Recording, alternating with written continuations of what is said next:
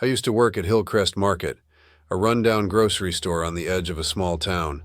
The place had been around for decades, and you could feel its age in every creaky floorboard and flickering light.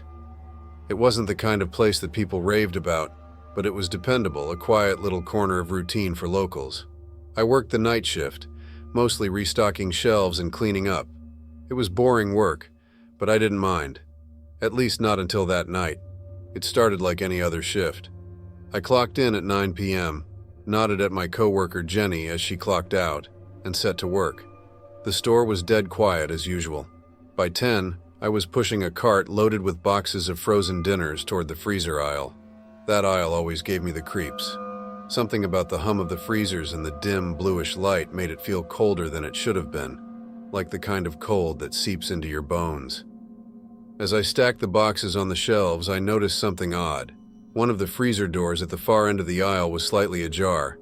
That wasn't unusual in itself. Customers sometimes left them open, but there was something off about it. The door was moving, not swinging like it was caught in a breeze, but slowly, deliberately, opening wider and then closing again. I walked over to shut it properly, but when I got close, the motion stopped. I stared at the freezer for a moment, chalking it up to the store's old equipment. Still, I couldn't shake the feeling that someone was watching me. I glanced around the store, but there was no one. Just the dimly lit aisles stretching out in eerie silence. Shaking my head, I pushed the door shut and went back to restocking. A few minutes later, the lights in the freezer aisle flickered. This wasn't uncommon. The wiring in the store was ancient, and the lights tended to act up. But this time, the flickering felt different. Longer, more erratic, as if something was interfering with the electricity. Then I heard it. A faint scraping sound, like fingernails dragging along metal. It was coming from the freezer I had just closed. I froze. "Hello?" I called out, my voice echoing eerily in the empty store. The scraping stopped. I stepped closer, my heart pounding. I opened the freezer door, half expecting to find some sort of rodent stuck inside. Instead, I found nothing but rows of frozen dinners and ice cream. I exhaled, laughing nervously at myself. "You're losing it," I muttered and turned to leave. As I did, a sudden piercing scream echoed through the store. It was high-pitched and filled with agony, cutting through the silence like a knife. I dropped the box I was holding and spun around. "Hello?" I shouted again, my voice cracking. The scream had come from the back of the store near the storage area.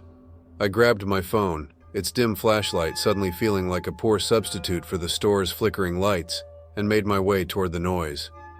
The storage room was eerily quiet when I reached it. The scream had stopped, replaced by an oppressive silence. My flashlight swept over the room, illuminating rows of shelves filled with boxes and supplies. Nothing seemed out of place until I saw the door. At the far end of the room was the entrance to the walk-in freezer, a massive steel door with a small, fogged-up window. The door was slightly open, just like the freezer aisle earlier. "Jenny?" I called out, even though I knew she had gone home hours ago. My voice trembled as I approached the freezer. The door creaked open a little more as I got closer. A wave of icy air hit me, colder than any freezer I'd ever felt. My breath fogged in front of me as I stepped inside. The room was small, lined with shelves holding slabs of frozen meat and boxes of vegetables. My flashlight beam caught something on the floor. Footprints. Bare, wet footprints leading deeper into the freezer. I should have left right then. Every instinct in my body screamed at me to turn around and get out of there. But something, curiosity, or maybe just stupidity, drove me forward. The footprints led to the far corner of the freezer, where a large plastic tarp covered something on the floor.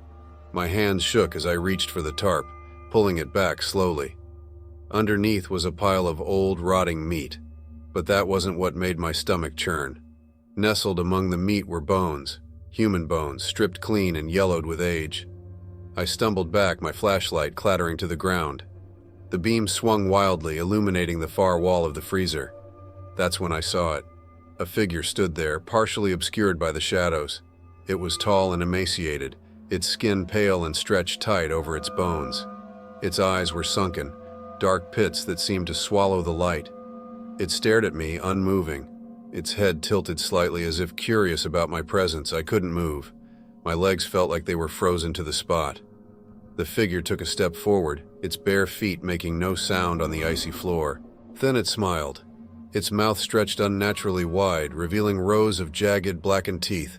I snapped out of my trance and bolted, slipping and sliding on the icy floor as I scrambled out of the freezer. I slammed the door shut behind me and locked it, my hands shaking so badly I could barely hold the key. The storage room lights flickered wildly as I stumbled back into the main store, but the nightmare wasn't over. As I ran toward the front doors, I heard the scraping sound again. This time it was louder, echoing through the store like nails on a chalkboard. The freezer aisle lights flickered violently, and out of the corner of my eye, I saw the figure again. It was standing at the end of the aisle, its head cocked, watching me. I didn't stop. I burst through the front doors into the cold night air and didn't look back. The next day, I went straight to Pete and told him I was quitting. I didn't explain why, and he didn't ask. A week later, I heard the store had closed down. The official story was a rat infestation. But I knew better. Something was in that store, something that didn't belong in this world. Sometimes, late at night, I think about that smile, those jagged teeth, and those wet footprints in the freezer. And I wonder how many others saw it, how many never made it out to tell their story.